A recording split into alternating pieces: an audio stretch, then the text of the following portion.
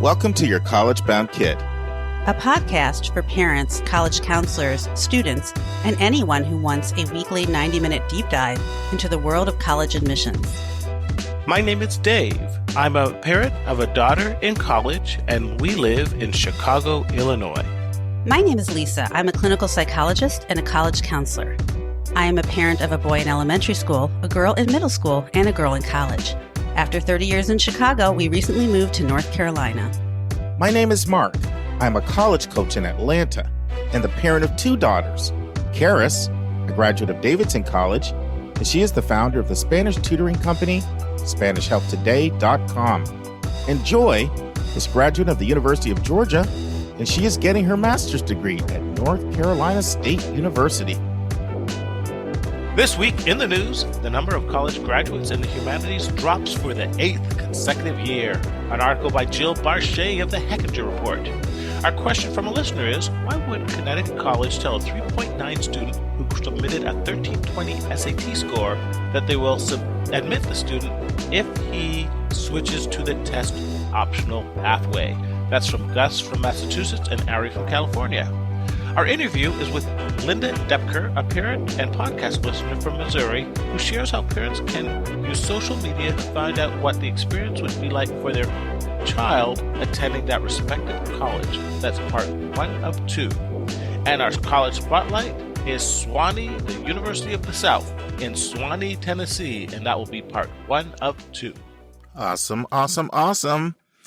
It's exciting to be back, Dave. I feel like I've been all over the world since we last spoke. I was in Tennessee, I was in Ohio, and I was in Canada. And we were doing a little part 1, part 2 stuff, and we're back to our normal routine. Wow, the Canadians barely let you across the border, and oh the my Americans goodness, they're so strict about COVID. They're so strict. You know, I'm going across the border, and I have my mask on, and I just drop it under my nose because I'm thinking you'll be able to hear me better. Yeah. And the border lady says, "Get that mask over your nose." And then on the way back, when I'm entering back into the U.S., because I got smacked in the face the first time, so I have my mask over, and the border agent says, "Can you please take your mask off?" You can't get it. But it was very strict. I literally had to get this PCR COVID test to get in, and then when I'm there, they make me take another test as soon as I'm there with the nurse. But as they said to me, look how many people have died in your country compared to ours. So they kind of shut me up. Well, I was supposed to go to Canada, as you know, but I decided early on that it would not be worth the hassle, both for the testing and for the craziness of the travel confusion. So it turned out that almost all of my family in Toronto got COVID. And my brother, who went down to Mexico, against my advice, by the way, first sent a tweet saying, "Look at us all on the beach. We don't fear COVID." And then the next day... Uh-oh. I don't see where this is going. Is this Andrew or Michael? Michael. Okay. The next day, apparently, they were locked out of their luxury suite and met by the Mexican hotel policeman who escorted them to their quarantine unit. They'd come back COVID positive, so now they're in the midst of a 10-day quarantine. They cannot leave the room. They don't have a beachside view, wow. And there's no alcohol. In fact, their 2 kids, college kids, did not test positive, so they basically have already returned back to Canada. And Michael was lamenting that his son didn't even seem that sympathetic. And I said, because he knows he's got the house all by himself for the next 10 days. That's what Michael gets for talking smack. It is. So for all y'all that just hold up for Omicron, you did the right thing. Yeah, I wouldn't have gone, but as you know, my only sister lives there, and her daughter got married, and both my daughters were in the wedding party, and Karis made the cake, and it was one of those big family things. Your whole family was supposed to come, but at the last second, when Omicron was so bad, they canceled. But life is good. We made it. It would have infected all of you. So yes. So listen, 2 quick announcements. One is something we mentioned on episode 200, and that is that once a quarter, we're going to be doing some really deep dives on topics we think you'll like and find interesting in writing.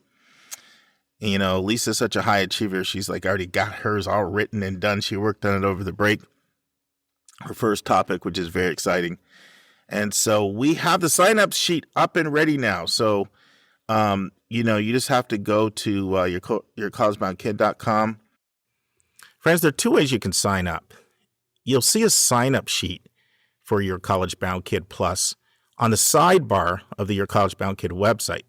So that's one way to sign up. The second way is we do have a pop-up blocker. You know, the pop-ups that pop up when you're on the website? Now, one of my pet peeves is you just get on a website and 3 seconds later a pop-up comes on there. So we don't do that to you. We just have it pop up after 60 seconds. And if you don't like it, you can get rid of it and it doesn't keep popping up on you. And we don't ask for your last name. All we ask for is your first name and your email and your state or country. It just gives us enough so that we can track a little data to see who's interested and where they're from. We also have clear instructions on how you can forward this to a friend so they can sign up. Remember, knowledge is power. Now, the first one is not going to go out until March, the end of the first quarter. But it gives you guys, 8-10 weeks to sign up. Because if you're like me, you're a procrastinator. You know, you hear this and then you don't get around to it till later. But if you want to get excellent content, deep dives on topics related to education, we think you're going to really, really like this. And it's something that we're going to do once a quarter. We didn't want to overpromise because I know when I first started this podcast, I had a blog and a podcast, and it was too much. And I said, I'd rather talk than write. So the blog's got to go. But once a quarter, between all of us writing, Dave, I haven't even asked you this yet, but, I know you're really passionate about how medicine has changed and how going into being a doctor is so different now than it was before. So going to ask you to hit you up and have you put an article together on that at some point in 2023.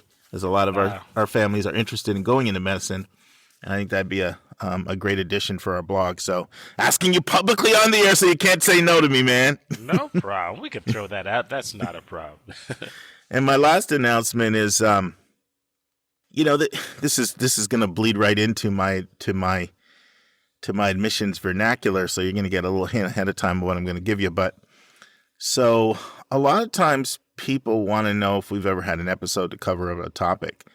And I stumbled on this. I didn't realize how well it worked. So I got an email from a listener just yesterday. And she said, you talked about being first gen in your last episode when you were going over all these different institutional priorities. And then she said to me, what is first gen? And I remembered someone named Jill from Colorado had sent in a question and big description of her family situation and said, am I first gen? And I was like, man, do I have to search through 206 episodes to find that one? I knew it was a long time ago, but I just didn't know when. So the tip is, like, when you go to yourcollegeboundkid.com, there's a search bar. If you just go there and you put in something, it'll usually take you right to the episode if you want to see if we've addressed a topic. So that's what I did. I went to the search bar, and I put in first gen, and what did it do? It pulled up episode 25, Jill's question. We went into what is first gen. And so it's a really good way to find content when you're trying to find out. I'm sure they've probably addressed it, but I don't feel like searching through all of these descriptions for 206 episodes. Just go to the search bar and put your topic in, and more than likely you'll pull up multiple episodes. And of course, you can read the show notes to get to what you're looking for. So that's a great way to find content. If you know you want to learn something on a particular topic, and you don't feel like spending several hours, which nobody does, searching through 207 by the time this drops episodes. So Dave, you got some time to think, because you already know what I'm going to hit you up for. Not a problem. But our admissions tip today is, it answers a question, and really could have turned this into a question from a listener because I get asked this all the time. But I'm just going to turn it into admissions tip. And it is, can you repurpose an old essay from one college to the next? Can you repurpose an old essay from one college to the next? And the answer is sometimes you can, but tread lightly. So sometimes, yeah, the old adage, and Dave, we've heard we know your view on this. Your old accountant story you've showed several times, better to work smarter than harder. That's right. But you have to be very, very, very careful. So one of the essays that comes up, every now and then, it's not too uncommon, that makes for a great repurpose essay that students have to write is, explain one of the extracurriculars you were involved in high school, and it goes on to say something like that you cared deeply about, and what was it that made that stand out to you? Well, that's a good repurpose essay because there's absolutely nothing in that question at all about the particular college you're applying to. So you do have to be careful because let's say for one school it's 300 and another school is 200. Well, you got a lot of reworking to do to turn your 300-word essay into a 200. But what you have to be careful is if there's any mention at all about the school you're applying to. So that particular essay is a great repurpose one because literally it's not asking about a school. It's just asking about your extracurriculars. You can take it, tweak it to the word count and use it. But if it said to you, describe an extracurricular you were actively involved in a college and how do you, or that you also are interested in getting involved on our campus, now you can't use it because now there's going to be so much content that's going to need to be customized to the school that you're applying to that you may as well throw it out and start all over from scratch. Does that make sense, Dave? Makes perfect sense. It's like okay, my friend, you know where I'm going. Okay. I figured if I haven't explained this since episode 25, I can repurpose this term. What is first gen? First gen. I think it's when your child or the person applying is literally the first person in their immediate family to go to college. So that means, your parents might have graduated from high school, but they did not go to college. And so you're the first of your immediate family to actually be on that college. Immediate family, though.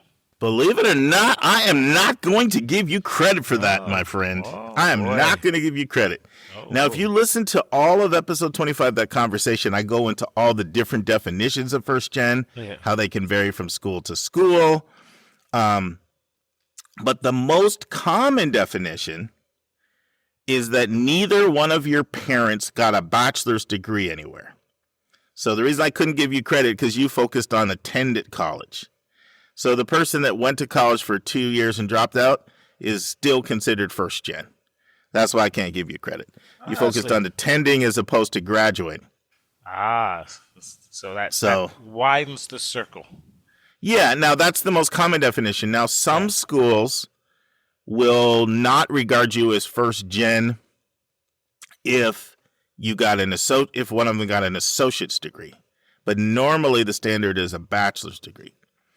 And then it gets even more complicated. And you can listen to the whole episode if you want to, because some schools will look at it like in divorce situations. Well, what about the current parent you're living with? The current parent you're living with in a divorce situation didn't graduate, and then the other parent did, they'll regard you as first gen. So there are some different definitions out there, but the most common one is that neither parent got a bachelor's degree. And I really appreciated that question because, it's a reminder of how you got to be careful about throwing language around and you don't really take time to define it. And if we did a whole deep dive on this in episode 25, now that's like 4 years ago almost now. You know what I mean? Yeah. Yes. We can't expect someone to have remembered that, let alone even heard it. All right, the big number. So the big number today is 40,000, and 40,000 is the average amount of debt that students who live in the state of Wisconsin come out of undergraduate college with. And it is the highest in the nation, 40,000. And any idea, Dave, why it's so high in New Hampshire? And Wisconsin, you mean? Oh, did I say Wisconsin? I meant to say New Hampshire. Oh, That's what I said. Okay, so. Yeah, I hope I said New Hampshire. Well, I was trying to get out my lips.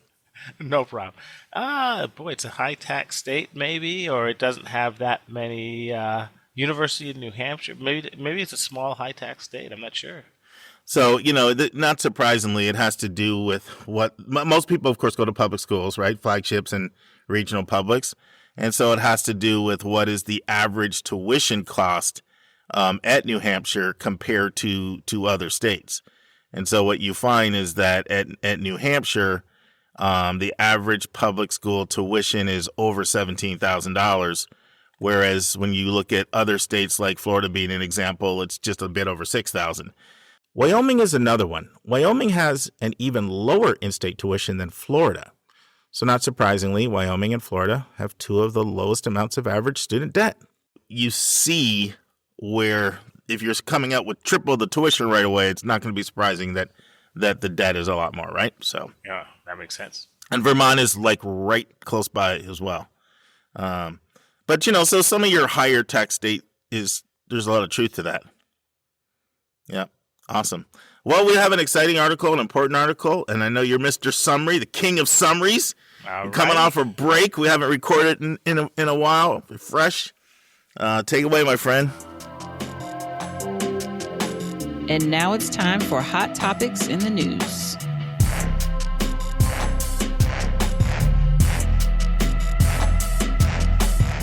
Well, there's a Jill Barshay article from the Hechinger Report, and it's the number of college graduates in the humanities drops for the 8th consecutive year. And the subtitle is A Puzzling Decline of More Than 30% in English and History Majors. Well, the article starts off saying that prior to the 2000s, there was a correlation with people taking the humanities and the state of the economy. When the economy was good, people tended to take more risks, and they took more liberal arts majors, especially English and history, which are traditionally the humanities majors. In the 1950s, when things were good, those fields just took off. But in the 1970s, with stagflation, the interest in those fields plummeted. But since 2012, there has been a paradox. We all know there was a great recession in 2007, 2008. But since 2012, the economy has actually recovered quite nicely. The stock market is up, unemployment is down. Yet despite that, interest in the humanities has not come back. In fact, during that time period, in the last 8 to 10 years, humanities has actually dropped in the amount of people taking it from 16 to 29%. And basically, that translates into over 200,000 degrees in 2020 compared to 2002 levels. Currently, fewer than 10% of college graduate in the humanities, and that's down from 25% in 2012. And that includes the much broader communications major being included in the humanities. But if you narrow it down to the classical definition of humanities of English, history, philosophy, and foreign languages, only 4% of current college graduates major in those 4 fields. In fact, English has suffered a 37,000 graduate decline in 2020 from 2004, and that's down 55,000. And history is down 35% over that time.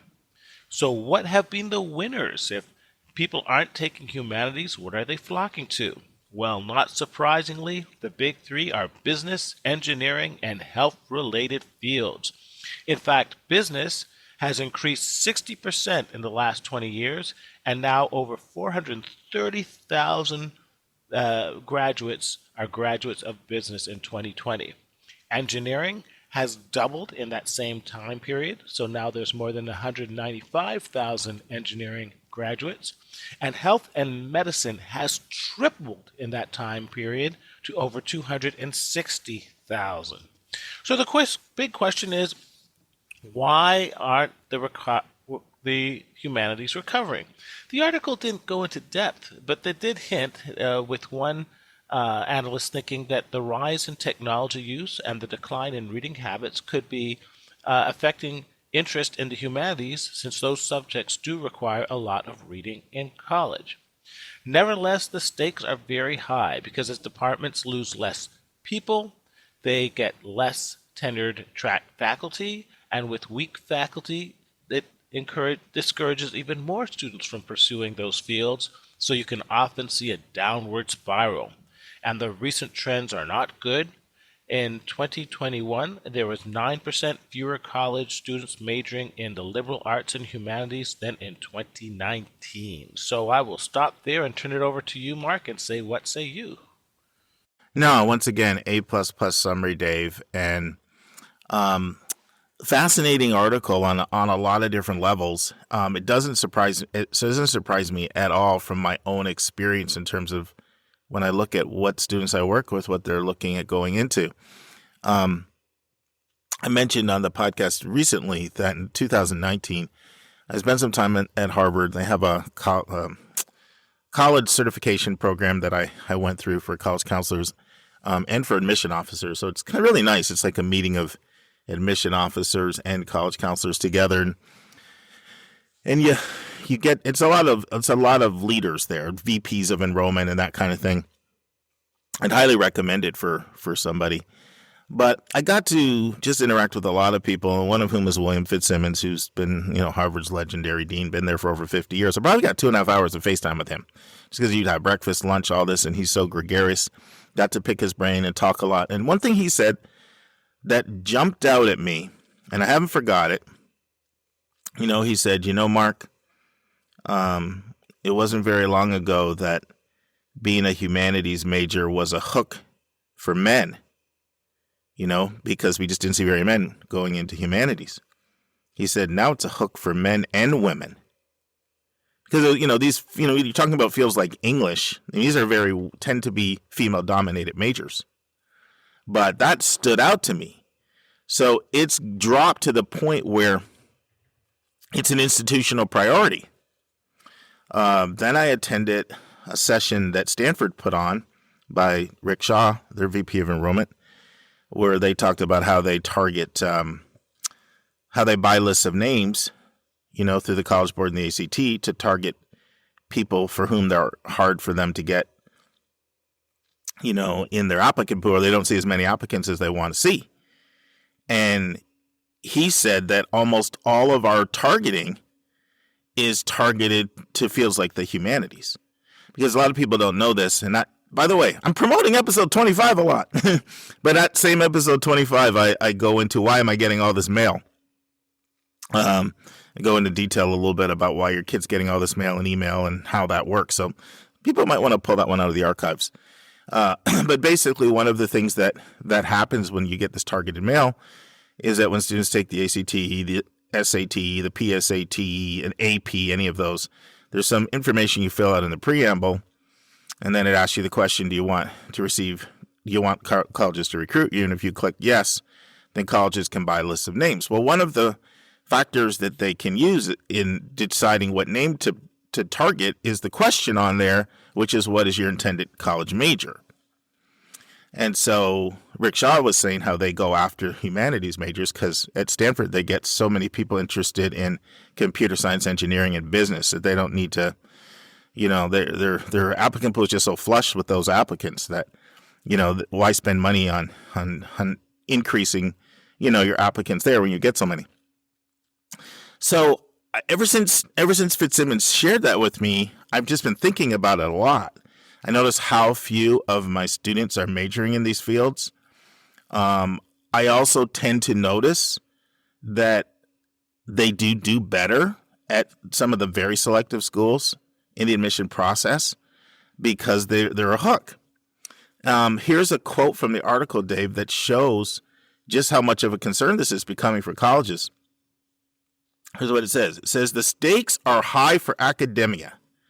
As departments become less popular, they cannot hire as many tenured track professors and rely more on adjunct faculty. Weak faculties, in turn, discourage more students from the major and accelerate the downward spiral.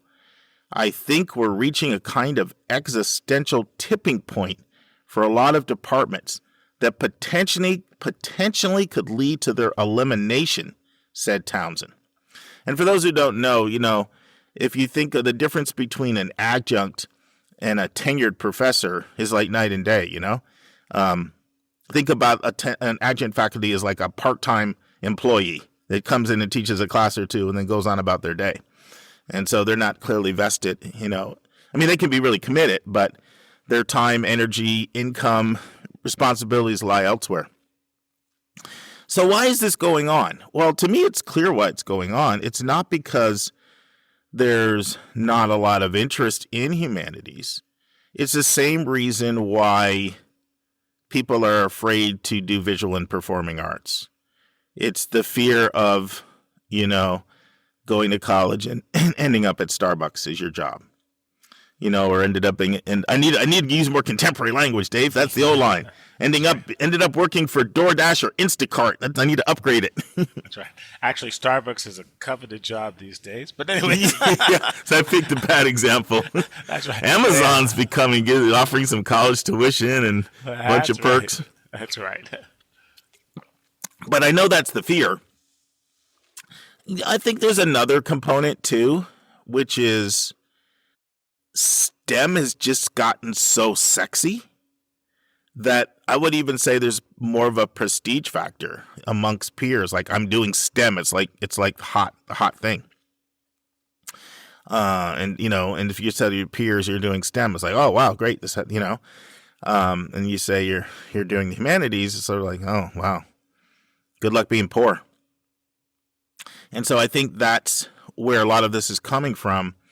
And one of the mistakes that I think that people make, and we've done a podcast on this before, but probably haven't emphasized it as much as we should, and that is how few people are actually in a field related to their college major that they got.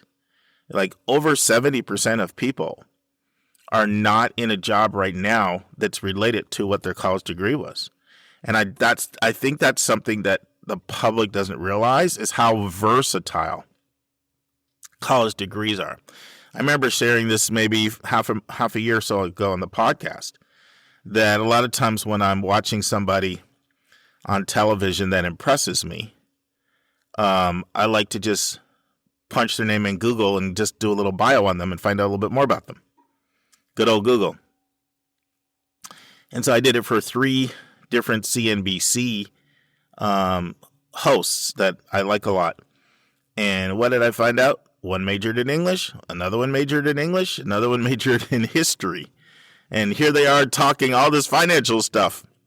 And I think people don't realize that. And people don't think that point, degree in point 1 could get you to point 2.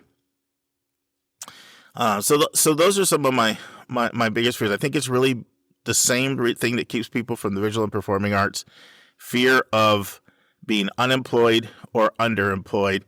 And then I just think it's not kind of the what's in crowd majors right now. As the article says, when you combine all of the humanities, and we're talking about English, we're talking about history, we're talking about foreign language, we're talking about philosophy, anthropology. Now, the article does go on and say there's a broader definition of humanities, which also includes communications, ethnic studies, a few other things. It gets a little bit more, but by the more narrower definition, 4% of all majors, and shrinking at 30% in English and history. What are your thoughts, Dave? Well, a couple things. One thing the article does point out that 40% of humanities majors do go on to graduate school. It's a feeder for law school. It's a feeder for a lot of business schools, which is interesting. And I would argue that it's a great hook for medical schools. You know that I was a humanities major, public and international affairs, and I know way back then it was certainly an interesting application that made people read more. So I actually think that if you have to still do your pre-medical prerequisites, but all things being equal, I think there is an advantage to standing out in the crowd. The road less traveled helps you not just in the undergraduate admissions process. So if you're going on to law school or graduate schools, humanities are definitely it. But more importantly, humanities are about being human. It's about figuring out why we are here, the big questions. It's also about democracy, quite frankly, something that's really under assault these days.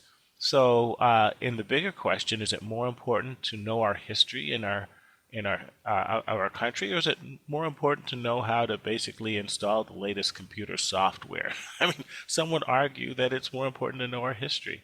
So I think this is one of those hidden opportunities when people think, how can I distinguish myself from the crowd going forward and possibly tread in an area that there's fewer competition? It's right before you. Yeah, I mean, there's something you've brought up a lot, Dave, before, which is college is more than just getting a job. College is learning how to think. College is becoming a problem solver. College is figuring out what your values are.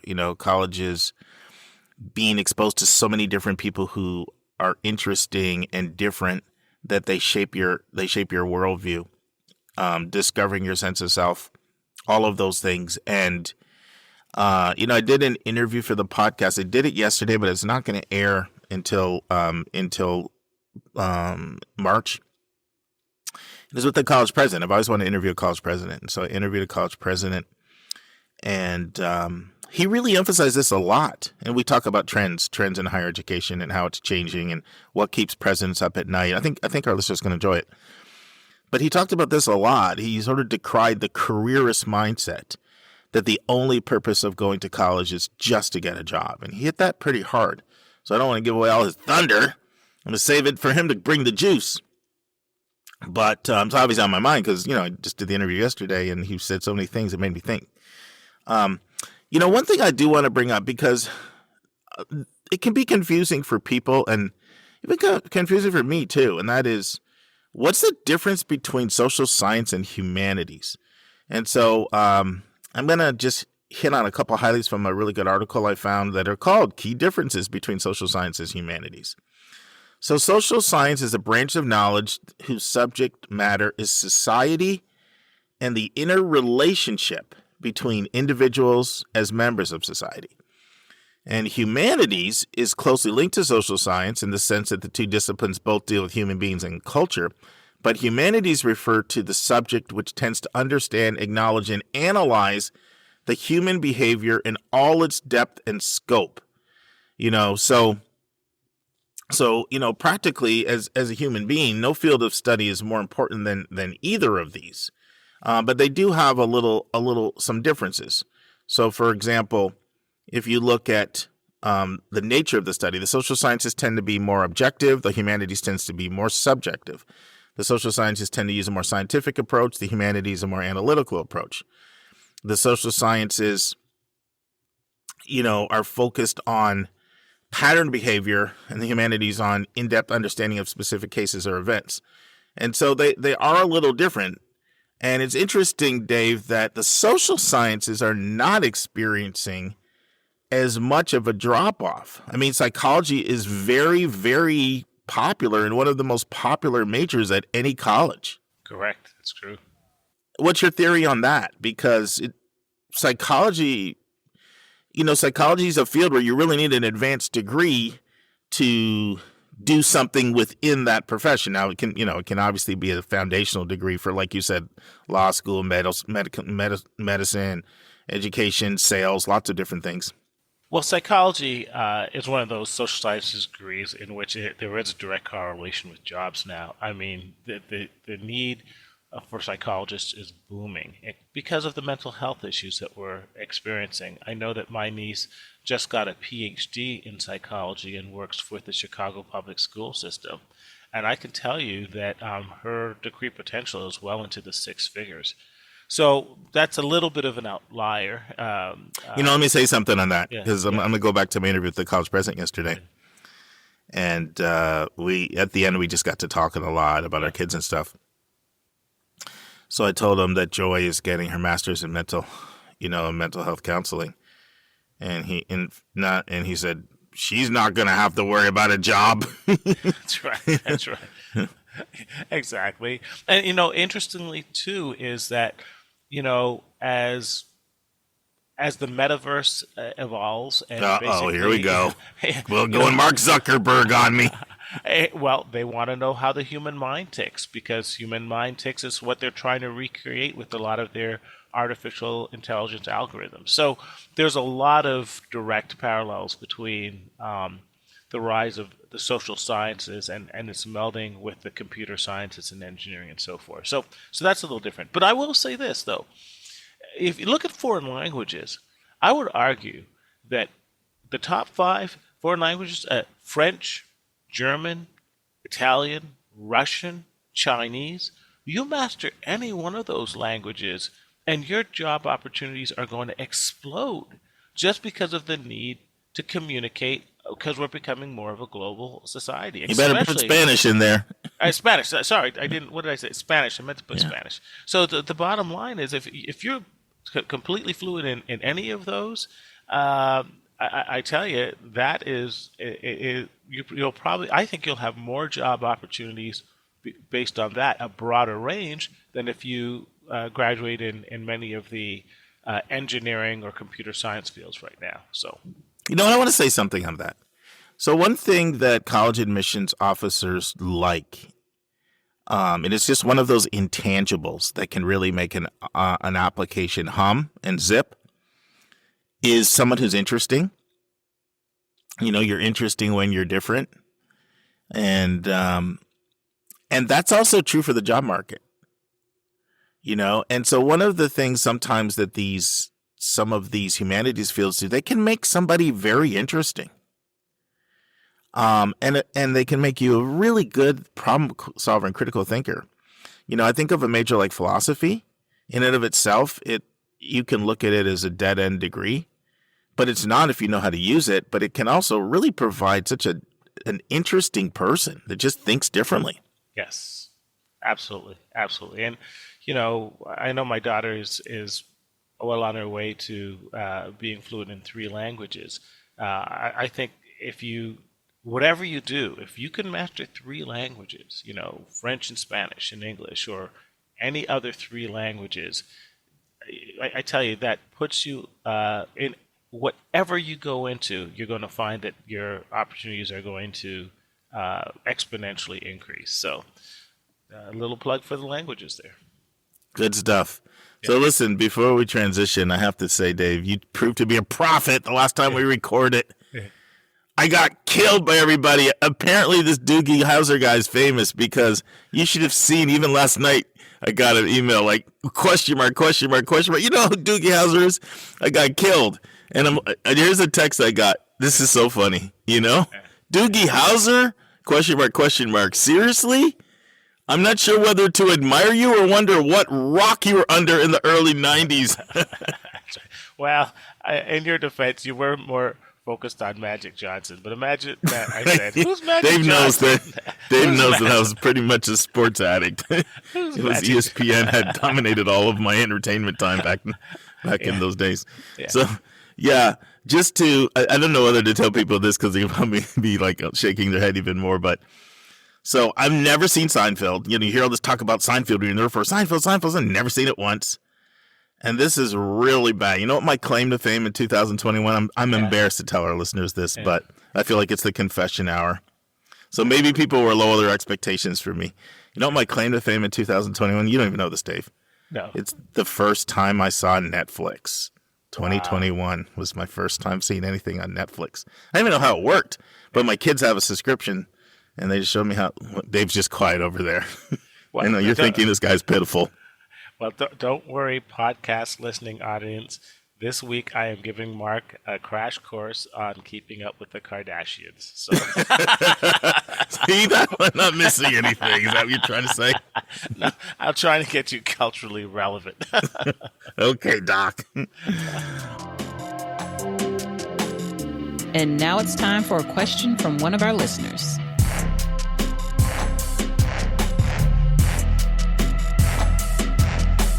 Friends, I'm here with the famous Dr. Lisa Ruff for our first episode in 2022. Infamous, yeah.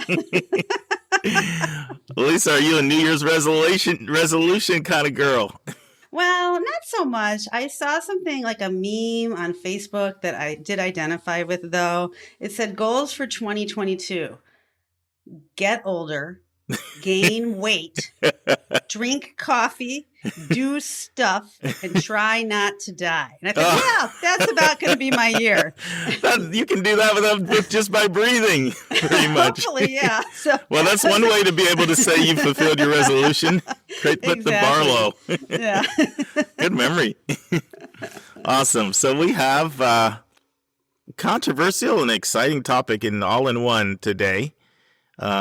Kick it off and introduce it, and let's have a discussion. Okay. Well, this question actually got sent to us by two listeners separately, Gus from Massachusetts and Ari from California. And they both sent in the same question, which is, why would Connecticut College tell a 3.9 student who submitted a 1320 SAT score that they will admit the student if the student will switch to test optional? Doesn't this prove that colleges are self-serving when it comes to ACT and SAT scores? Yeah, and almost the same time, both of these messages came in from two different listeners. And just to give a bit of a background, so it turns out a parent put a post up on Facebook, and then it went to Twitter, and then it went to a writer who writes on education and tries to kind of challenge people to think about different things. And so it became this hot topic. And I'm just going to summarize some of the comments that were in the Twitter stream. So some were accusing Connecticut College of just trying to game everything for U.S. news rankings. Ron Lieber, who we've talked about before, he chimed in with that response. A few defended Colorado College for being transparent. Connecticut College. Oh, did I say Colorado? I gotten you doing it now. Gee, goodness gracious. Yeah, let's get them straight. A few defended you almost did it again. A few defended. We just call Colorado it College. Conn College is their nickname. I might stick to that. All right, we'll defended Conn College for their transparency about not submitting. So what happens is that they have a very clear post where they say if you're below the 50th percentile, and they share what their numbers are. And for them, their middle scores are in mid 1300s. And so this 1310 or 1320, Lisa? I believe it is a 1320. Yeah, 1320. That's right. Is below mid 1500. I think it was like 1358 was their median. So they have a very transparent post where they recommend if you're below the 50th percentile, we recommend not submitting scores. And they've also been test optional for 10 years. They're not just new to the game. And they even waive app fees. So some were chiming in. They were an example. And then John Bockenstadt got involved. And, he's as anti-test score as you'll get. And he always likes to shake things up and break glass and make people think. So I actually, this is a quote verbatim from his tweet. You or someone there must certainly realize that carried to its logical conclusion, in only a few years, they will only admit 5 students who will each apply with 1,600 scores. It's math illiteracy carried to absurdity. That sounds like him, right? He'll always make you think. And then someone accused them of going test optional just to get more application fees, not realizing they don't charge for app fees. Someone said, this is actually a pretty provocative tweet. Why don't you switch majors to be more competitive? Is that the next advice you're going to give? Tell someone to switch majors to be more competitive? And someone else said, this is taken from a private Facebook group. It's against the policy to do screenshots. So it all blew up. And then Andy Strickler, who's the director of admission at Conn College, he got involved. And he replied, because it was this big kerfuffle, and he said, I believe in this case we were hoping to increase a merit aid offer for a student that we were looking at. And then a couple listeners said, they're busted. This proves it was all about them all along, which was really what the two messages that came into us, were saying, Ari and Gus. I have a little bit of a different take, and it doesn't mean it's right or wrong, but it's sort of just kind of my perspective. So a lot of times admission officers are accused of being directors of denial, especially if they work at places that are highly selective. You're just there to deny students. And what they will often say is, no, we really read to admit, we hope to admit, we're cheerleaders pulling for the kids. And to me, this is kind of an example of that. Like here's someone who would like to be able to admit a student and tried to do something proactively to give the student a more favorable outcome. I also go, if you never heard my interview with Peter Van Buskirk, Peter Van Buskirk was the VP of enrollment at Franklin and Marshall College, a selective liberal arts and science college in Lancaster, PA. I did an interview with him on how schools work in their own interest that's not in your interest. That was the interview. And we got to talking, and I don't remember how we got here on this conversation, but I brought up when I was at Westtown School doing college counseling, we had a student that applied to F&M, and we got a response back saying we can admit the student if you switch over to test optional. So they've been test optional for a long time. This is maybe like 05. And so I was not expecting this, but Peter was like, I know exactly what student you're talking about. Like, I was like, oh my goodness. Mm-hmm. But my point is, like, here he is doing an interview exposing all the ways that schools work in their own interests, and not yours. And he didn't even see that as a conflict of interest. Like, he saw it as we're trying to work to admit a kid. So that's a proactive thing that we're trying to do. So I was trying to scratch my head. I'm like, why am I not getting this? Because I'm seeing the brouhaha on Twitter. I'm seeing Gus. I'm seeing Ari. I'm seeing their response. And they're like, proves they're busted. And I was looking at it differently. And then I realized I had this epiphany. And I'm curious to see what, your thoughts are. Lisa, this is the first time we're really talking about it. So you'll get Lisa's raw views. We didn't do any pre-meeting on this.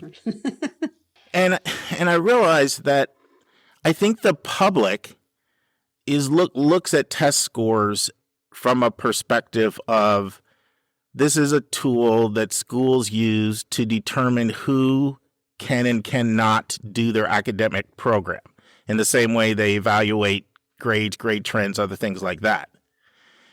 And so if you're coming at it from that perspective, then this feels self-serving and highly manipulative. Like, why would you do that? I thought test scores were a way for you to evaluate an applicant, and now you're basically signaling that this is an admissible applicant without their scores. If they're admissible without their scores, then shouldn't they be admissible with their scores? So that's where it feels self-serving to the public. And I was coming at it from a different view, and the perspective I'm coming at it from is a couple of things. One, the public will judge you by your test scores. They will. So if they think your scores are higher, they have a tendency to think your school is better. That's not fair, but that's how the public, it's not just the rankings that do that. Everybody likes to blame the rankings. I see students and parents do it all the time. In fact, I have in my mind right now a dad in New York who said to me, the first thing I look at when I look at his school is test scores. First thing. So the public judges you by that. So that's the first thing. So you would be extremely naive to not do what every school does, which is, we call this protect your profile. Protect your profile. Make sure that you're trending in the right direction and your scores aren't lower than the year before without falsifying information. And then the other thing is, I think that the public, may not understand is this is not just Connecticut College doing this. In fact, one of the texts came in and said, yeah, this happened to us with Gettysburg. Gettysburg did the same thing. You heard me say F&M. At the end of last week's episode, at the very end, Lisa, we teased this out. And we got an email from a listener said, yeah, the same thing happened to me in my child. So this is pretty common. And so if others are doing this and you sort of unilaterally disarm in a very competitive market, then it disadvantages you and it hurts you, and it's going to lead to you getting not as strong students, having a lower yield, all of those things. And I know this is sort of the business side of the school. And a lot of times people don't like to hear this. This is like, I'll never forget my conversation with Charmaine, somebody I worked alongside with. And I started getting into all this stuff. She literally put her fingers in her ears and said, stop, I can't take it. I don't like learning how the sausage is made. I think of admissions as this pure thing, and you're corrupting it in my mind. And so I think I just go in with those assumptions. Like, yeah, like having lower scores is going to hurt you. Others are doing things to make sure that they're, like, some of the things that are done are things like telling a student will admit you if you enroll in the January semester, because some of the publications don't ask for test scores unless they come in the fall. Or not counting athletes, or not counting transfer students, taking more transfer students so you can hide their score. Like, all these things are they're very, very common. And so knowing that sort of that's kind of the game that's out there, to me, like, I didn't really see anything wrong with this. I saw it as a school not wanting to hurt themselves in a super competitive market, but also trying to admit a kid that they really wanted to admit. And I'll just say this, tease. You know, I'm gonna have an interview coming up in the next few months with Sue Corner, director of admission at Willamette, and we had our pre-meeting this week, and she's going to talk about myths that people don't understand about admissions. And this is one of the ones that she wants to discuss, is the myth of statistics and how manipulated they are all the time, but the public sort of thinks of them as objective and concrete and gospel. So I just kind of want to stop because I've been talking a lot. I just want to know your thoughts, because I think we balance each other really well, Lisa, because I feel like you come at it strictly from a parent view, and I come at it from a parent view, but maybe an admission view more so than a parent view, because I've been in that job and I know their pressure. What are your thoughts? Well, I mean, I understand what you're saying, and if you accept the assumptions of the system that this is the way it is, we are not going to try to buck this trend of prioritizing test scores and manipulating data so that we can, show the public a higher test score profile, show U.S. News and World Report like a better profile. And this is probably like a more humane thing to do, is say, like, please, like, I need to meet my objective, but I like you. Can you just crumple up that test score and I never saw it, kind of thing, so they could admit they could. But like the whole thing, I mean, to me, just listening to this, it's very disappointing. And maybe I'm like your friend who doesn't want to hear how the sausage is made. But like, come on, schools. If you all just stopped doing this stuff with test scores and U.S. News World Report and marketing yourselves in these kind of ways, if you all just did it, then this would go away. And you could admit whoever you wanted to. I mean, look at Reed. Reed doesn't participate, in these kinds of ways. And I think they're doing very well for themselves. And I know Reed's a very, very selective school and, a great school, and they don't really need to compete with anybody. But it's just, I feel like as a parent, it's just like as a human, as a consumer, I find that kind of icky, like how dumb do they think that we all are at this point? They're just going to manipulate the truth so that I think that they're a better product than they actually are. Like, then we have a trust issue, me and that admissions department. Yeah, I mean, there's just so many things that Connecticut College does so much better than so many other people. I'm like they don't charge app fees. They've been test optional for a decade. They actually explicitly put out there what their middle 50% is, and they actually say, we don't advise that you don't submit if your scores are below this. So they take away the guessing game. They take away the stress. I don't know. I just have a hard time criticizing them, and I feel like they're more of a leader in transparency than most schools. I know. Does that make sense? Absolutely. And I think that was like, if you accept the tenets and the assumptions of the system, that was a humane and reasonable thing to do, right? Like, if you accept the fact that, like, we are trying to protect our test profile, and if we accept this person and we know about this and it's going to lower us by like 0.2 or something, and we can't have that, but we want to admit this person and we want to be fair, then that's the humane thing to do. I think they probably do a lot of things right, but I'm just saying that the whole college admissions industry is just gone, crazy about all this stuff. It's gone insane. And I guess it works for them. It makes some money, so they keep doing it. I mean, that's America, right?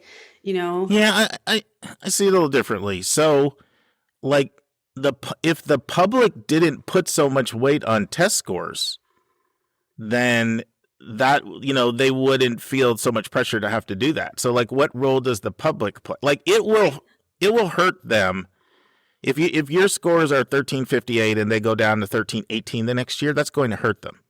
And I know you're talking in macro terms, like the whole industry. But the thing is, you can only control your own school. And so it's like, I kind of look like if you're in a war, you don't want someone to have a Uzi and you have a little water pistol. Right. So But- I just think I think it's an unrealistic expectation to expect one school to like unilaterally disarm in such a competitive culture when nobody else is. So I can accept people saying, I don't like it feels icky, the fact that everybody's doing that. I can accept that. But I also think part of the everybody is the public. The public are the ones that think your test scores are higher, you're a better school. So it feels a little self-righteous to me, like to blame all the schools when that's coming from the mindset the public has about test scores. Like the public says, oh, test scores should not be an indicator of my child's strength, but then they judge a school by test scores. So to what extent does the public are they also part of the problem for that faulty thinking? I don't really hear that is in the argument. Well, I would love to address this point because, should the public focus on that? No, but let's think about why they focus on that. They are marketed and given propaganda by every school all the time that is showing that their school is good. And you have all these rankings and you have all these books that like kind of rank schools about that. The public emphasizes it because they're told to. That's the way they're marketing. And, I'm going to present, I think, episode 210 on how people make decisions and how they process information. I do think we all do things in an irrational and faulty manner much of the time if you really start looking at it. But you can't just blame people like, oh, this is what the people want. People don't know what they want. They don't know how to evaluate if a school is good or bad. So, everyone says, but look at my number. A number you can count, a number you can see, and we'll just simplify it. And we're just going to keep our numbers as artificially as high as possible. They're not marketing to them in a different way, saying like, hey, don't look at the number. Look at our economics department. It's fantastic. Wait till you get a load of what this professor's teaching. They don't lead with that. So I think it's unfair to blame parents and kids and your neighbor on this one. And I don't expect Connecticut College to unilaterally disarm. I don't. Like I said, I think given their system that they're in, they're trying to do the best they can. But I think a lot of colleges could stop doing this. The industry could recognize that it's gotten to a ridiculous point and they could pull back. But I think right now they won't because it's profitable for them. And at that point, profits run what is good here. It's not about what's good for the families. It's not about what's good for the schools. It's not about what's good for the professors. It's not about what's good for the kids. It's good about getting that number and having your yield be really good and having lots of people apply so that you get your bonus. Well, it's not corporate America where they get bonuses, But I don't deny a lot of your point that there's some overall colleges people have been marketed to and have been told test scores are important. And that's one of the reasons why the public feels that way, because people are always touting their high numbers. I think that's a very valid point. Well, and you've got a test prep industry that tells people this. Right. Because I've been test prepping my kids, like every single Google headline is some test prep company trying to get in my pocket all the time about how this will increase your kids' chances of admissibility by 52%. And it's only $8,000. It's just like the whole thing is crazy. The College Board likes you to think that in ACT because they want us all to put our kids in 4 tests so that they get their highest score. Right. They make more money every time your kid shows up and then your kid sends them to schools. It's the whole industry is tilted this way. No, I agree. But that also, I think, goes to the point of it's hard to unilaterally disarm because you're up against just juggernaut, a behemoth. And so and I guess part of what I'm reacting to is how it was before. So before, if someone just has bad test scores, they have to submit them and they're screwed. So compared to how it was before, where people get a chance to partly define some of the criteria that they get to be evaluated by, that feels better than it was before, before, you know what I mean? So I'm looking at it most of the time I've been doing this, you just had to submit scores. And if your scores were low, you just got dinged. And now you at least have the ability to say, well, if I don't feel that represents me in the best light, then I'll let you evaluate me by these other criteria. And then you also have somebody guiding you along the way. No, in our applicant pool, honestly, you're going to have a better chance of scholarships and getting in without it. I don't look at that only as the school just doing only what's in its best interest. I also see them as seeing a kid that they like, that they would like to be part of their community, and they want to do something to help the student out. Yeah, I mean, that's why I say it's a humane execution of maybe a less than ideal system. Yeah. Right. Mm-hmm. I mean, I don't like that's what I'm saying. I think they were trying to do the right thing given the constraints that they work within. Right. Lisa and I had such a great discussion, and we didn't want to stop. So we decided to make this a two-parter. And if you think this got a little feisty, wait till you hear part 2 of the great debate. And now this week's interview with a special guest.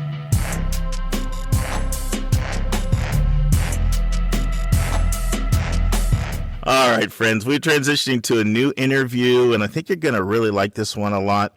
It's one of our own as a podcast listener in Missouri who reached out, shared a really great idea. It's a way she has used to learn about the culture of the schools that her own child is considering by getting into these parent Facebook groups. It's a two-parter, and listen intently because it's something that, we have over 80% of our listeners are moms. It's something that you can apply to the own schools that your own child are looking at. Listen and enjoy. Friends, I'm here with Lynda Doepker from the great state of Missouri. Welcome to the Your College Bound Kid podcast, Lynda. Thank you. Great to be here. We're really excited about what we're going to talk about today, friends. If you know me, one thing I really love to do is to pull back the marketing curtain of a college and let you see them for who they are. And Lynda has unearthed a really effective way of doing that really any parent can do. And so we're gonna talk about that today. But before we dive into that, Lynda, why don't you tell us your backstory, where you grew up, your education, family, job, miscellaneous hobbies, really anything you want to talk about. Sure. So even though I am originally from Missouri and live here now, I grew up in Michigan. And my family is a Michigan State family, in case you're wondering. Oh, Spartans. And so I went to high school there, and I took a bit of a break before college and was a beach bum for a little bit of time. Then went to Missouri State, came back home to be around family, and went to Missouri State, what I thought was a very untraditional age of 22, and got a degree in sociology. And after that, I became a meetings and event planner for a company in Michigan, and absolutely loved my job. And was terrific until the pandemic hit. And so I've taken a bit of a breather since then and have been doing some work in public health. Awesome. And now I'm working with my own daughter on getting her ready for college. There we go. That which we know is a full-time job. Yes. Especially when you're traveling all over. Yes. And I should have said Michigan. How could I not give the great state of Michigan its credit, especially with your Michigan State connection? So I appreciate you underscoring that and giving some love to the Spartans. Of course. And it's been a privilege for me to get to know Lynda and her husband, Joel, and their daughter as well over the last 18 months or so. It's really been a lot of fun and rewarding. And I always say that I learned things from any family I talk to about the college process, and Lynda is case in point. And so she's taught me some things that I want to have the rest of our listeners benefit from, particularly with Facebook. So why don't we kick it off, Lynda? Why don't you talk to us about the different types of Facebook groups that are out there? Sure. So, the great thing is you've already mentioned a few of them in your recommended resources. There are some great Facebook groups out there, Grown and Flown, Paying for College 101, that have been invaluable resources for me in just kind of what is going on at the various schools, what parents have been experiencing, asking a lot of questions.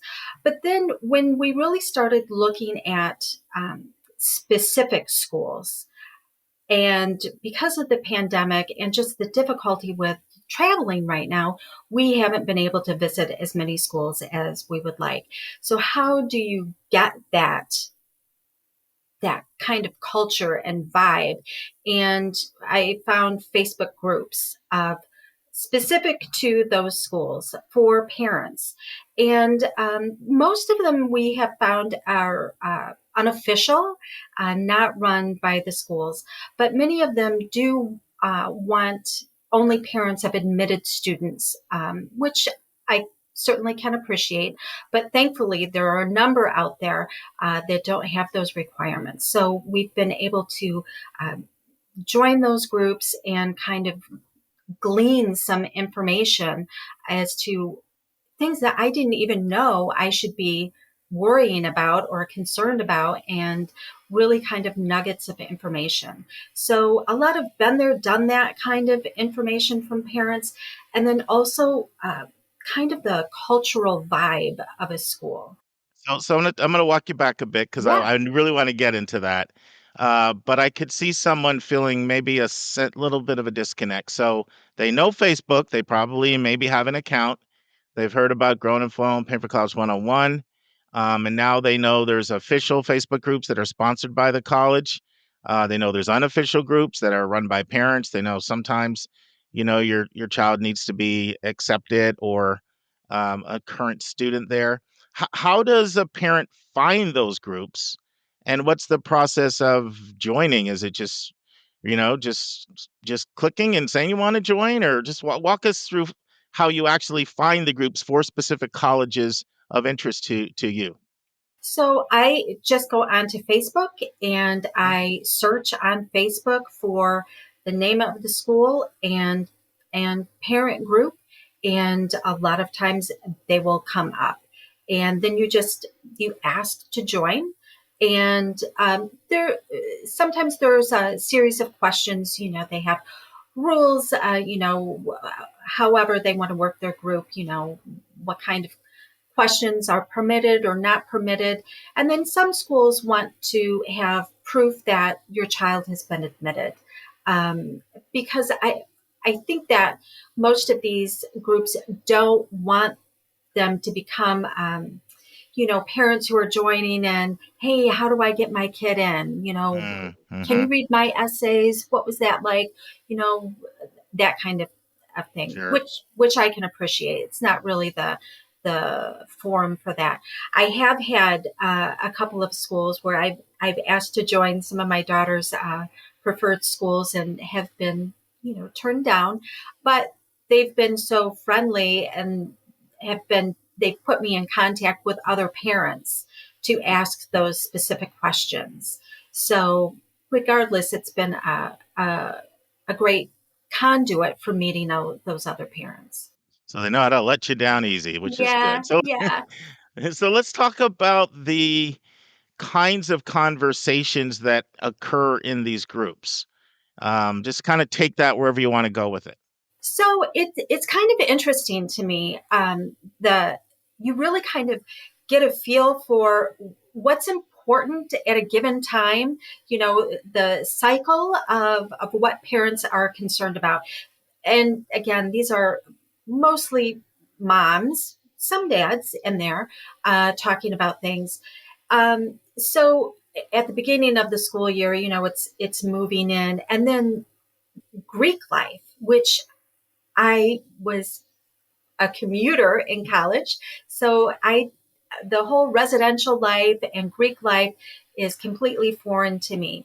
So learning about that kind of thing and what they should be concerned about. So just kind of the cycle of things. And then you can tell when students are getting ready for midterms, and then the fall breaks and parents' weekends.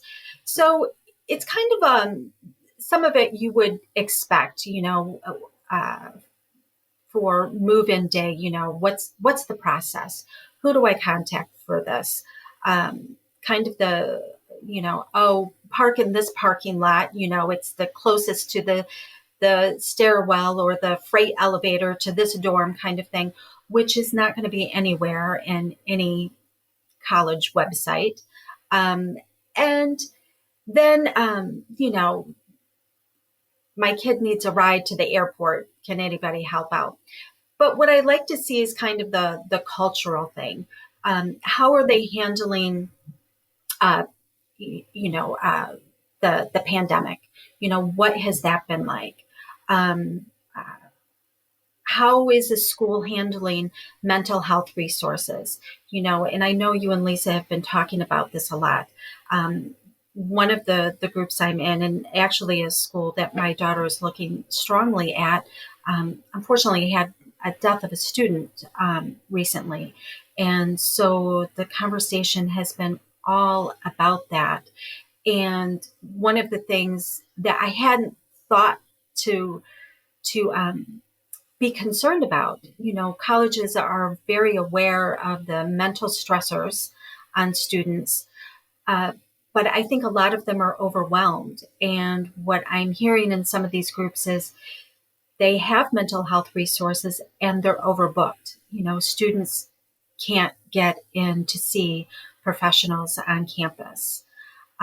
So those kinds of things that I would never think to investigate. No, that's great. And the little things like park here, it's closest to the elevator, and park here to avoid 30 minutes of traffic so you don't do like Lisa and I and you're 30 minutes late for your Meredith College meeting. Like those things are invaluable. You know, I'm Exactly. permanently scarred by that one because I always tell everybody to get early, and then I'm the one, of course, not doing it. Let's take a break to learn about Mark's recommended resource for the week.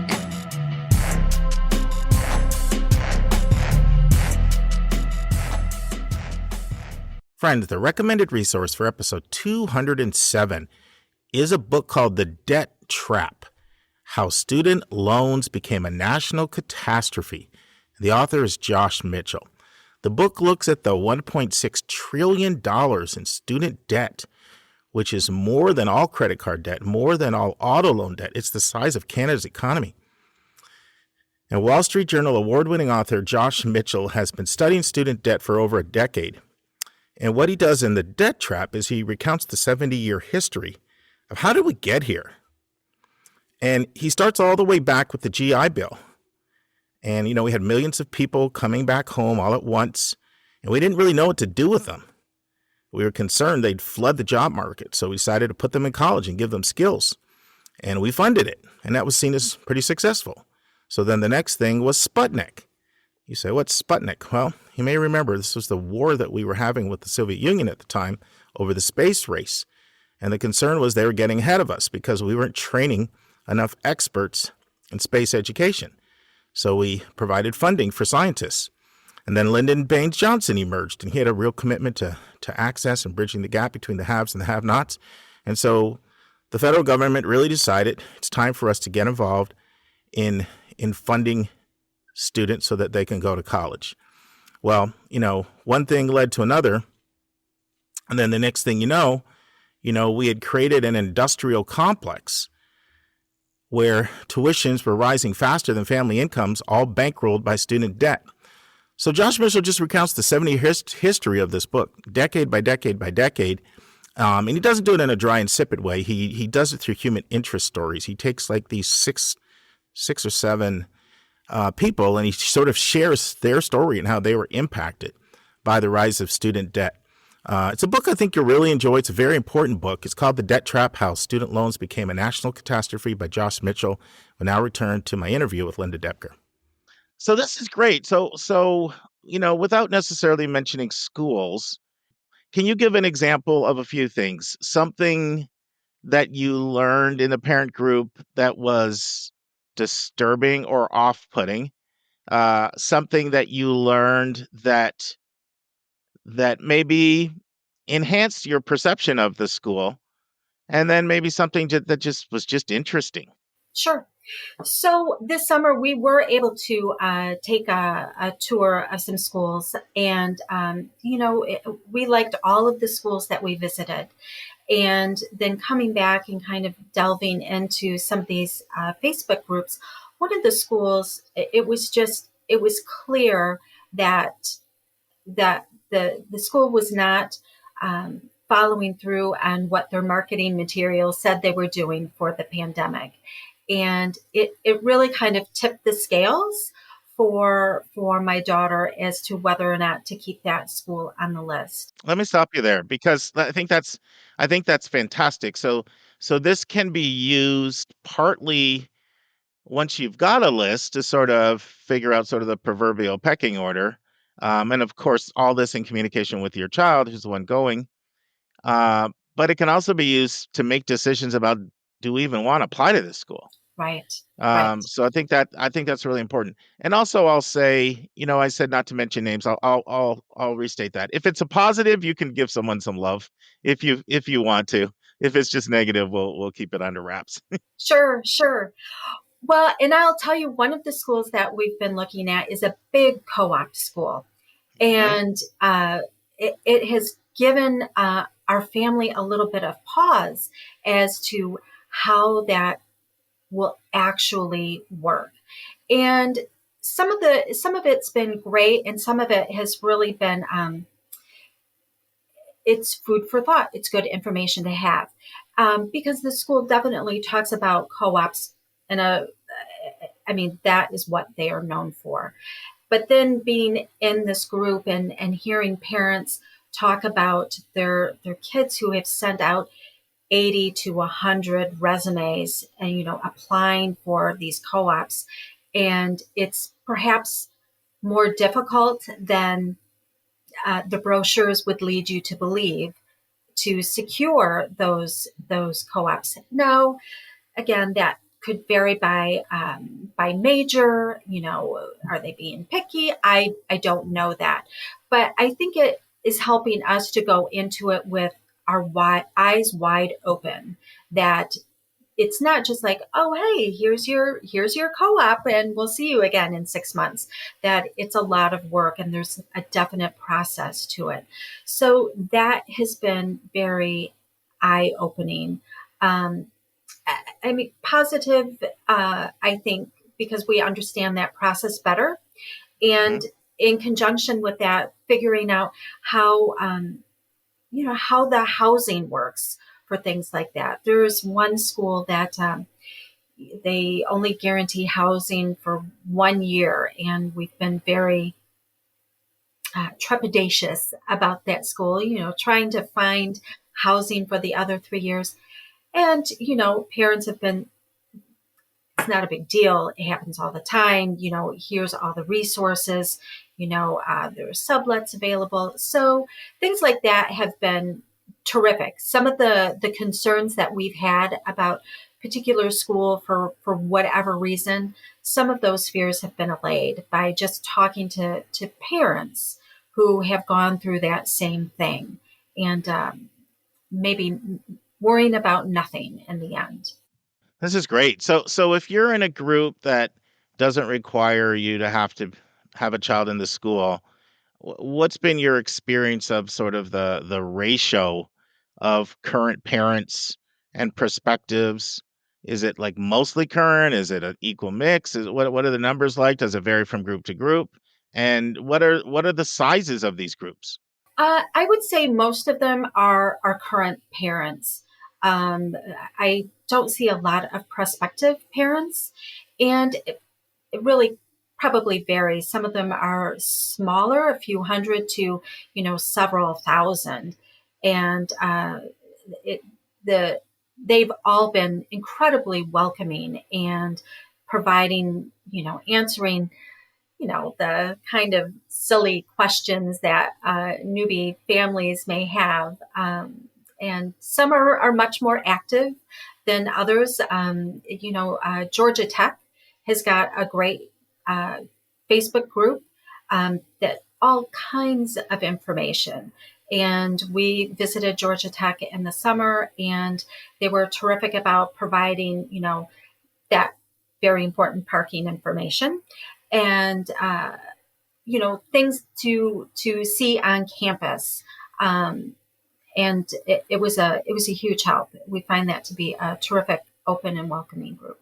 Do you get a sense overall if parents seem happy with the school versus unhappy? Are you able to sort of get the pulse for that? Yeah, you can definitely tell some of the hot button issues.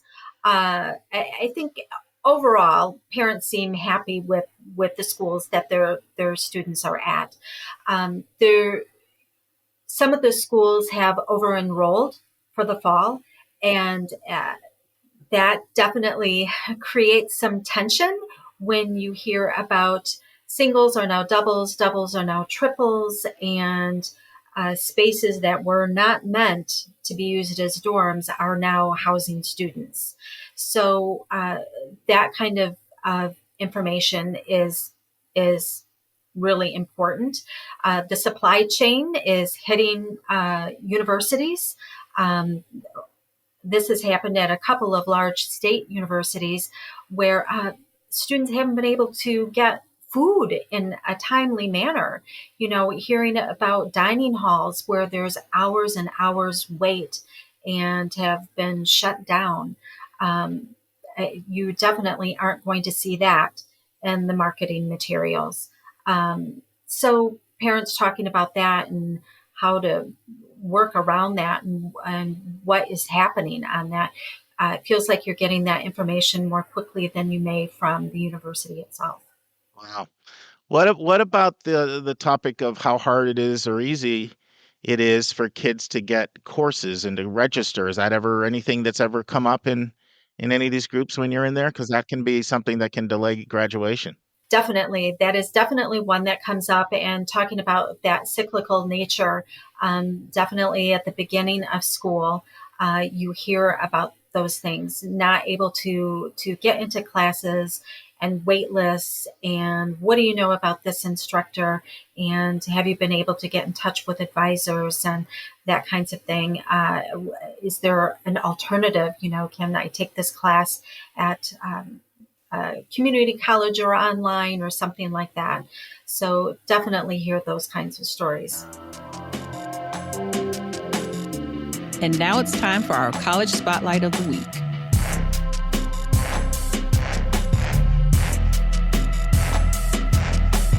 Friends, really excited to talk to you today about Sewanee University of the South in Sewanee, Tennessee. And I wish I could remember who asked us to do a spotlight on this. At least I got to get better at my note taking, because I'd like to shout out. This was a request that came in, and it's a school that I've been to 4 times since 2013. I get there about every other year. This is a school that's in the conversation for one of the most beautiful campuses I've ever been to. Like, it would absolutely be way up there, and I've been to over 300. And it's just like when people picture Hogwarts as a campus. So it's that Gothic architecture with natural stone, and it's my favorite kind of architecture. And Lisa, I know, because we've talked before, I know you like this type of stunning architecture as well, because some of the examples of other schools that have this Gothic architecture would be the West Campus at Duke, U Chicago, Fordham, Wash U, Lehigh, Princeton, Bryn Mawr, large parts of Yale, and it's modeled after Oxford and Cambridge. And the reason I know, I was having an off-the-air conversation with Lisa once, and I said, "What are the most beautiful campuses you've ever been on?" And I remember Lisa was like, Duke's West Campus, U Chicago, Fordham, Wash U. All 4 of those are on this list. So I know you like, and I visited Duke with you twice, and you were like, yeah, I love Duke. You like that West Campus, so I know you like that Gothic architecture.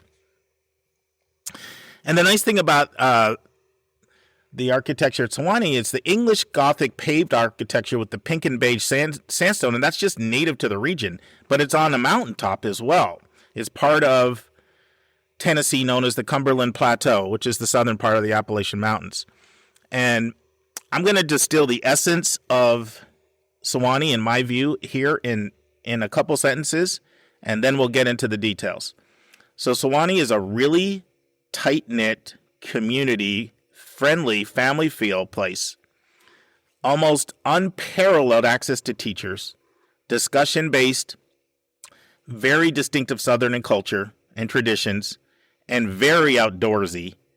with a really strong focus on experiential education. So I'm just going to repeat that, because if you don't listen to anything else, if you get this, then you got the essence of Sewanee. You can just quit, turn me off, and not call it a day. It's a really tight-knit community, friendly, family feel, almost unparalleled access to teachers, discussion-based classes, friendly, very distinctive Southern culture and traditions, very outdoorsy, with a strong focus on experiential education. So, and one other thing I probably should include it in there.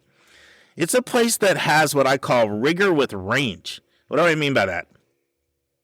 Ample evidence of academic rigor at this school, and as I continue to share more about it, I think you'll see the academic rigor is clearly here. But they can also take a range of students compared to a place like a Swarthmore or Williams. So I call it rigor with range. Now, this is something you'll like, Lisa. You're a core curriculum kind of person. So You know I am. So they are hardcore. They believe in their core. They have 8 core learning areas that they believe everybody needs to graduate with because they develop intellectual curiosity and a broad foundation. And you take these courses in the sophomore and the freshman and the sophomore year. And I'll tell you what the 8 categories are. And the nice thing is there are a lot of choices. Like, I started looking at the course choices within these categories, and you usually have like 30 to 50 courses to pick from in each of them. So first is reading closely, literary analysis and interpretation. The second is understanding the arts, creativity, performance, and interpretation. The third is seeking meaning, wisdom, truth, and inquiry. The fourth is exploring the past and present, perspectives on societies and cultures. The fifth is observing, experimenting, and modeling the scientific and quantitative view. The sixth is comprehending cross-cultural language and global studies. And the seventh is encountering perspectives, diversity, equity, and inclusion. And then there's also a writing intensive course and a physical education and wellness required course. So you either have 1 or 2 courses that you have to take within all of those in your freshman and sophomore year to get kind of a foundation. Now, another thing that they're famous for, and I love this, it's what's called the Sewanee Pledge. It's relatively new, but I think it's fantastic, and they've really done an effective job marketing it. So the Sewanee Pledge has 3 components. One is every student gets a summer internship or a research experience at some point in your 4 years, and they will take that unpaid experience and pay you. So you don't have to worry about making money over the summer. You can go do a research experiment or an internship, and if they don't pay, then they'll pay you. And so about 250 students do this a year, and they pay out about $600,000. So they're, on average, around $2,500 per kid. Secondly, any student who does study abroad or study away, no additional fees at all other than what you're currently paying. So your financial aid package goes with you. And third, I love this. If you don't graduate in 4 years and you need a 5th year, then you don't pay any tuition for the year 5. So tuition is free if you don't graduate in 4 years. And so they call it a pledge because it's really a two-way agreement. So Sewanee is one of these schools, like you'll find this a lot. It's very common, and especially in Southern schools, Southern boarding schools, and just Southern colleges. They have very, very strict honor codes, about living honorably and ethically and lying, cheating, stealing, and all of that. And so it's a two-way pledge. So that's what Sewanee's commitment is to you, and you commit to live by their honor code with integrity while you're there. Now, in some ways, Lisa, it wasn't long ago when we did App State. Mm-hmm. And we talked a lot about how outdoors it is. Well, Sewanee gives App State a run for its money. Mm-hmm. This place is an outdoor paradise. So it's got the kayaking and the canoeing and the bouldering and the caving and the rock climbing and the backpacking and the road biking on all of that. They've got their Colorado winter mountain camping trip where they go to Colorado and climb 14,000 mountains. There's several lakes on campus. It's a big fishing school and swimming, and it's got a 20-mile trail all around campus with waterfalls and forests.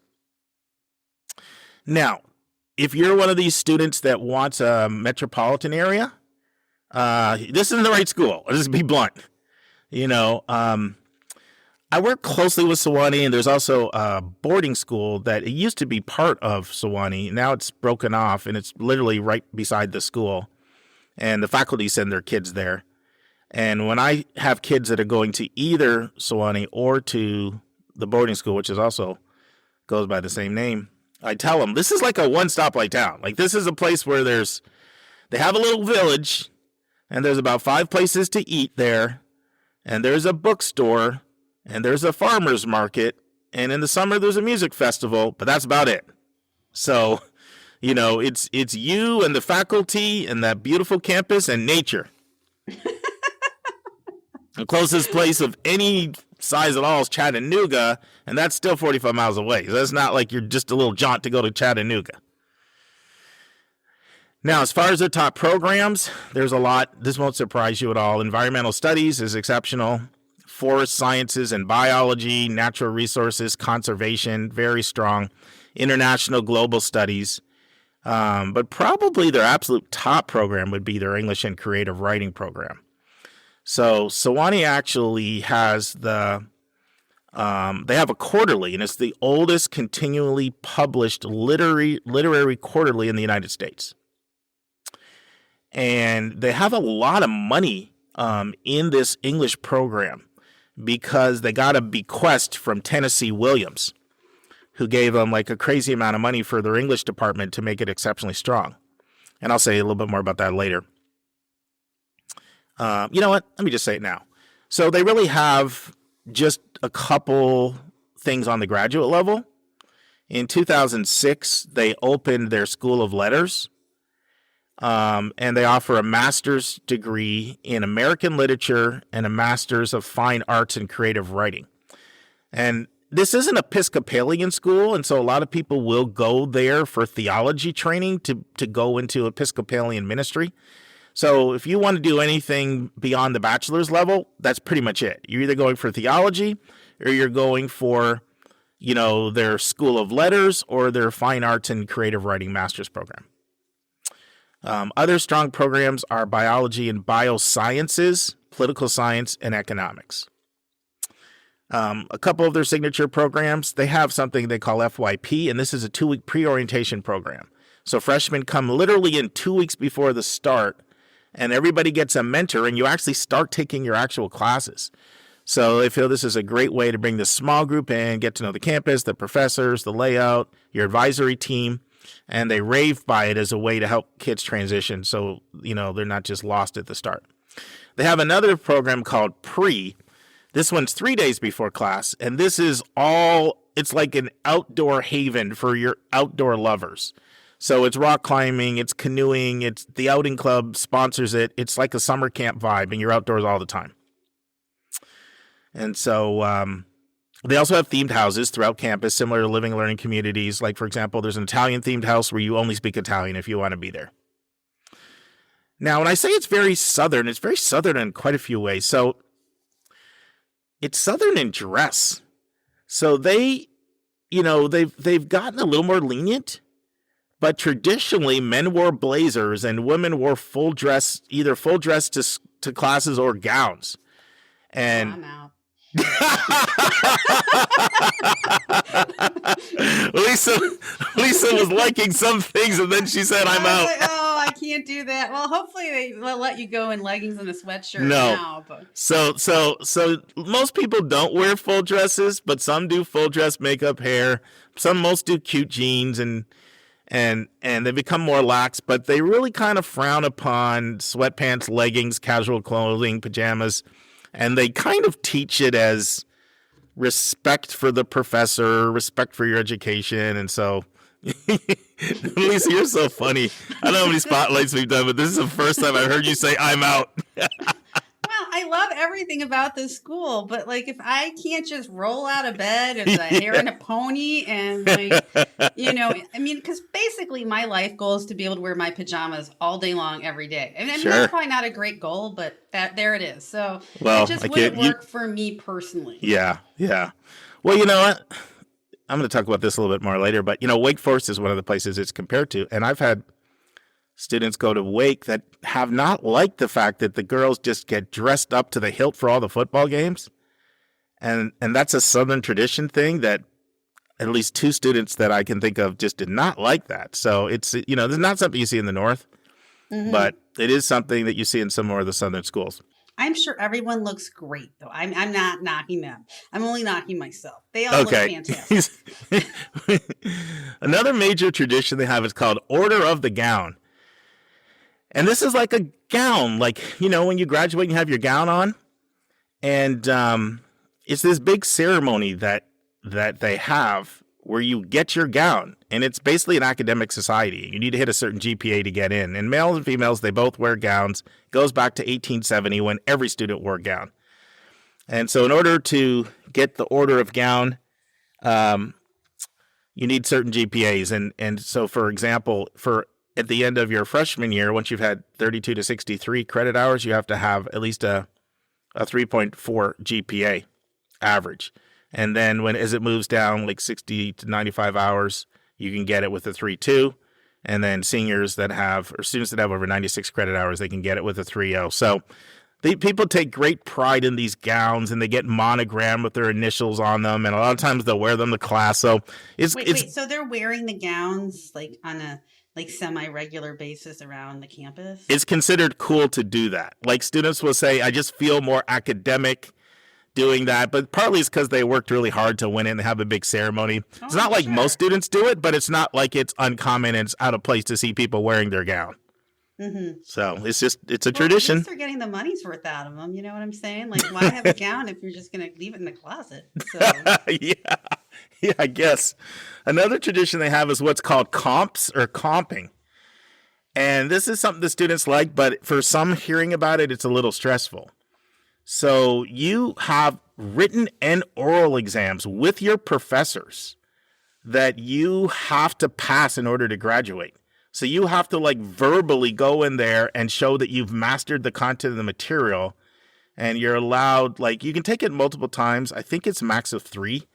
And they say everybody's cheering for you and there's a whole support community, but you need to, they will argue the purpose is to prove that you really know your material, you can articulate what you've learned. So you have to pass verbal and written comps, and it depends a little bit on your major, what the test is, but it's a unique tradition, It's like, What are your thoughts on that one, Lisa? Well, I had to do comps for my PhD program. And I didn't really love the experience, but I did find, when you're going to be asked in person, in an embarrassing kind of way about any part of that subject, you are going to learn it. So I think, let's make the kids do comps. It'll be good for them. There you go. So the history of this school is very, very fascinating. So, now you see it called Sewanee, the University of the South. The technical name is still the University of the South. That's the technical name. And it actually opened in 1857. But then the Civil War really destroyed all the buildings in the area, and it didn't reopen again until 1868. And the goal was to create a Southern university free of Northern influences. So one of the co-founders, Bishop James Oddie of Tennessee, he said the new university will materially aid the South to resist and repel a fanatical domination which seeks to rule over us.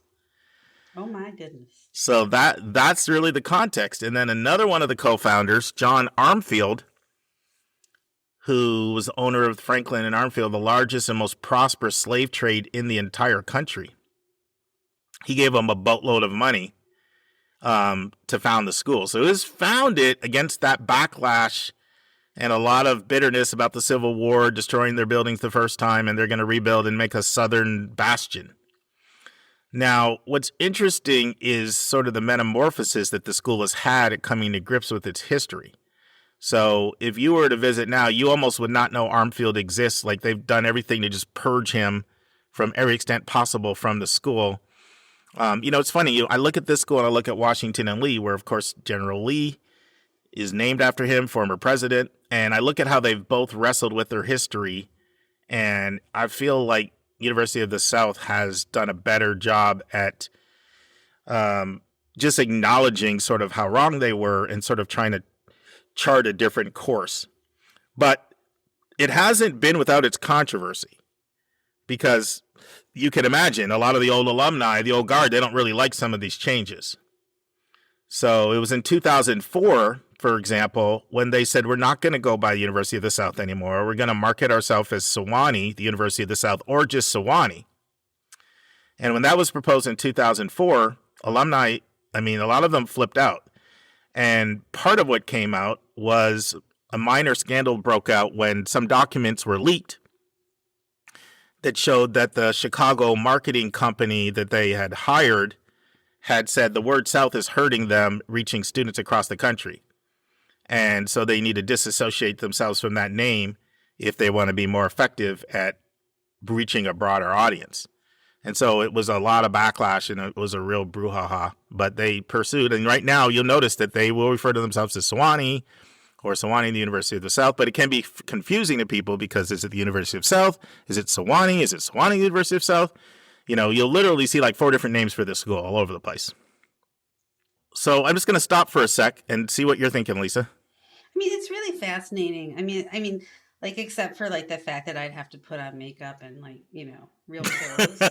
Well, Noah said you had to put on makeup, but there's a certain percentage of women that do that. Yeah. They're more like they're not into like the leggings and that super casual look than they are the makeup thing. Right. But, I think that it's just so interesting, like when you, and I, as a person who's new to living in the South, like how do you reconcile all these different historical things that happened with like a modern day sensibility? It's really tough. Like Harborough, which is like a little town that's within Chapel Hill. It's arguably one of the most liberal places in the country. And it's named after Mr. Carr, who was like a huge white supremacist. One of the most noted white supremacists of its time. And so there's always talk, like, do they change the name? But then, it is, it's named that, it's been named that. So it's a really interesting debate. And I can understand why, the alumni and the marketing company, had these different divergent views. Yeah, no. And it is fascinating, especially for someone interested in history. So their campus, they don't refer to their campus as a campus. Most people call it the campus, right? Your campus. They call it the domain, which is I feel like I'm on a website. Which, they probably called it a domain a long time before there were website domains, right? Sure. Yeah. And the other nickname for it is just called the Mountain. Mm-hmm. But a little bit about their campus. It's 13,000 acres, which is one of the largest campuses in the country. But it's really 1,000 acres of like developed with buildings land, right? So the other 12,000, it's like forestry, geology, woods, trails, lakes. And the school uses all of that. Like they're always going out and doing research and incorporating their campus into the education. It is extremely common having outdoor classes because the place is gorgeous with like beautiful vistas. Oh, I'm sure. Yeah, sounds fabulous. Yeah. Friends, this is the halfway part of our spotlight. We hope you will join us next week for the final part. I really do a deep dive on Sewanee stats, and Lisa gives us her feedback. Next week in the news, from Google Ads to NFL sponsorships, colleges throw billions at marketing themselves to attract students. Another article at the Hechinger Report by John Marcus. Our question from a listener is question 1. How do I know what to do on a college visit? That's Will from Wisconsin. And question 2. Most school websites indicate that financial need does not play a role in getting merit scholarships. Is that true? That's Mary Claire from Illinois. Our interview is part 2 of 2 with Lynda Doepker, a parent and podcast listener from Missouri, who shows how parents can use social media to find out about the experience that their child will have attending their respective college. That's part 2 of 2. And our College Spotlight is Sewanee, the University of the South in Sewanee, Tennessee, and that will also be part 2 of 2. See you next week, my brother from another mother. See you next week. Keeping up with the Kardashians. No, I have to. You give me Netflix assignments like one a month to get me current. That's right. Now I'll say this in fairness to my defense. I liked it when I found it. That's right. There's some good stuff. There's some good stuff on there. Your assignment for this week is to research Kim and Courtney, and next week we will start on Kendall and Kyla. Oh no. And that's our show. A big thank you to you, our listeners, for tuning in this week. If you find this podcast helpful, please subscribe so you get every episode as soon as it is released. If you are interested, there are a few ways you can really support our podcast. You can click the share button and send it to your friends and acquaintances. You can help us pay our staff and our expenses by donating on our website. And you can write a review for us on your favorite podcast listening app. I am the producer of the Your College Bound Kid podcast. We have a fantastic team of 9 people. Shout out to our co-host, Dr. David Williams and Dr. Lisa Ruff. Our sound engineer who fixes all of our many errors is Nemanja Motvich. The amazing music you hear is from Victor Allen Weeks. Marketing designs are from Kimberly Boss. Our image editor is Talha Khan. Joy Stucker does our website episode updates. And our webmaster is Dalianas Dimitri. If you want to have a college coaching session with me, just text me at 404-664-4340. If you have a question you want to ask, or a college you want Lisa or me to do a spotlight on, or if you have a recommended resource or an article you think we should share, just send it to questions@yourcollegeboundkid.com. By the way, check out our website where you'll find lots of content that is not on any podcast app. Our website is yourcollegeboundkid.com. We think of you as our listening family, and we look forward to meeting again with you, our family, next week.